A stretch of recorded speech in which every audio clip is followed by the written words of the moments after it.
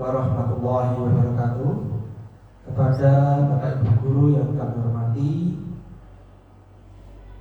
izinkan kami atas nama dari Abdul Wahab Guru BK sekaligus Abdul Basri akan melakukan diseminasi tentang 7 jurus guru BK hebat yang akan disampaikan pada siang hari ini, yaitu tentang jurus yang ke-7 tentang menata situasi.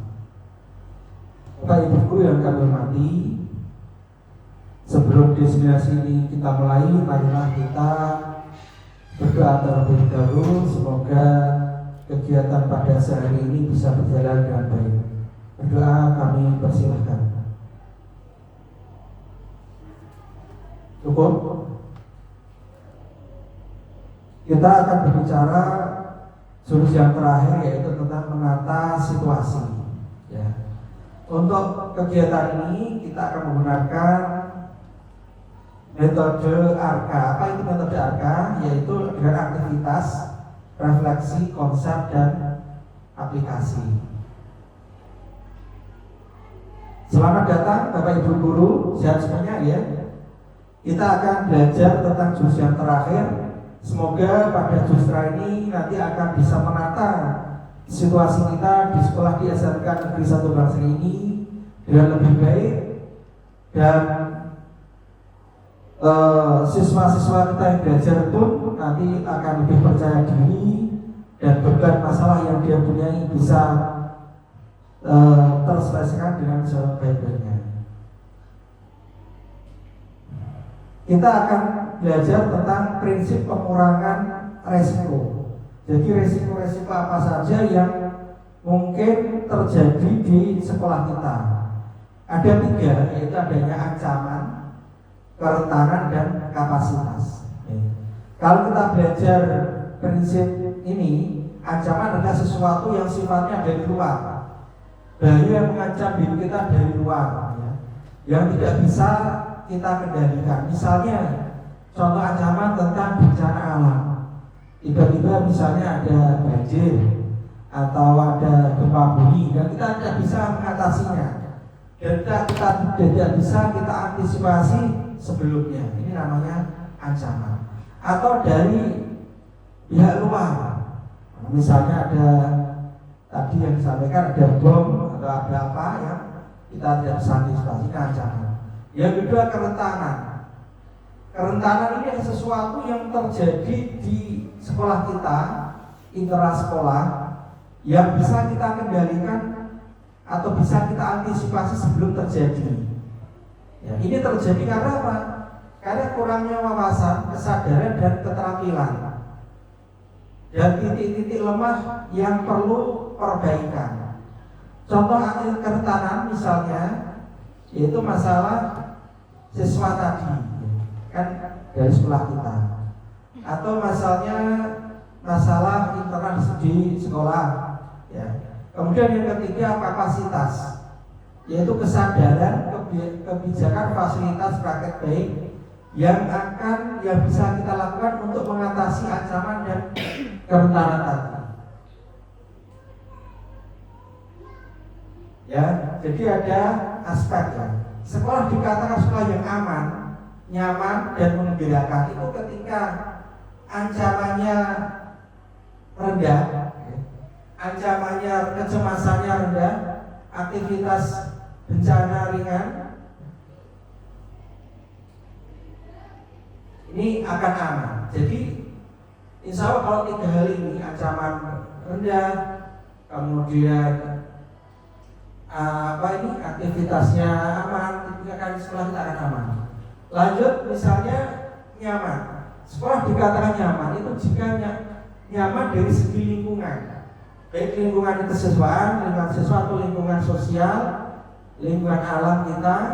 Kemudian nyaman dari masalah-masalah sosial, masalah siswa, masalah Bapak Ibu Guru, ya. Kemudian nyaman dari sarana prasarana, sekolahnya relatif memadai, ya. Peralatan ada, ini kan nyaman. Kita sekolah, kemudian kita akan merasa nyaman sekolah di sini. Kemudian sekolah yang menggembirakan, itu apa indikasinya? Itu gembira dalam minat dan bakat. Siswa sekolah karena dia bisa menyalurkan bakat dan minatnya. Bapak Ibu gembira karena bisa mengajar tanpa adanya ancaman tadi. Gembira dalam belajarnya, kemudian gembira dalam bermain. Ini 3 hal. Jadi aman, nyaman, dan menggembirakan. Semoga setelah kita bisa seperti ini ya. Kemudian ini ada satu ya, cerita ya, tentang cerita malaria di suku Dayak. Kita lanjutkan. Contoh analisis ya. Contoh analisis masalah bullying ya, 5R. Ada result fenomena bullying pada saat ini, kemudian masalah resources, kapasitas, rules dan relation. Ini contoh masalah tentang bullying di sekolah. Yang pertama result, fenomena keadaan pada saat sekarang, yaitu tentang masih banyak tindakan bully yang terjadi dan dinormalisasi. Jadi bullying dianggap biasa, tidak ada penanganan khusus. Kemudian resources, kapasitas untuk pengetahuan tentang bullying.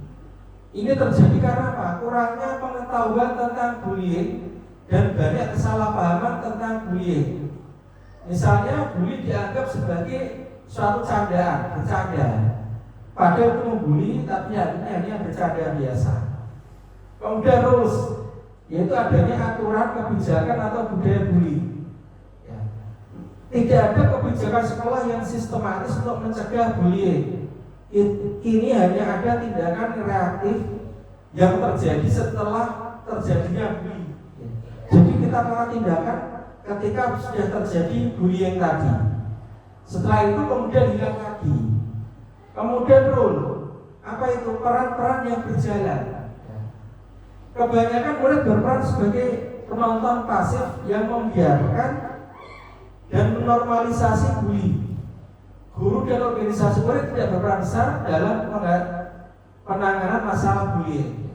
Jadi ketika ada siswa yang mengalami bullying, itu peran-peran dari semua stakeholder di sekolah tidak berjalan secara optimal.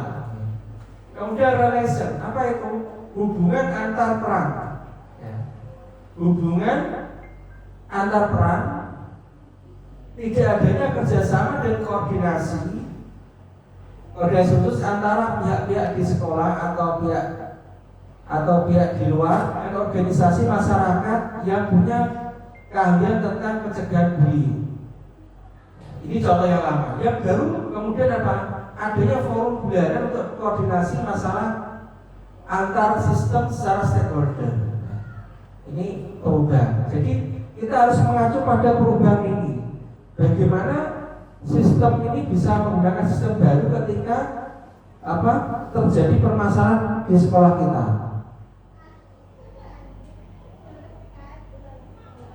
Ya, ini kita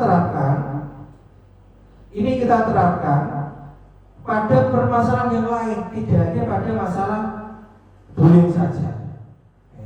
Tidak hanya pada masalah bullying saja. Dengan harapan apa?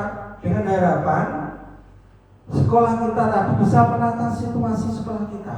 Ancaman, ya, 3 hal tadi bisa tercipta ini sekolah yang aman, nyaman dan menggembirakan.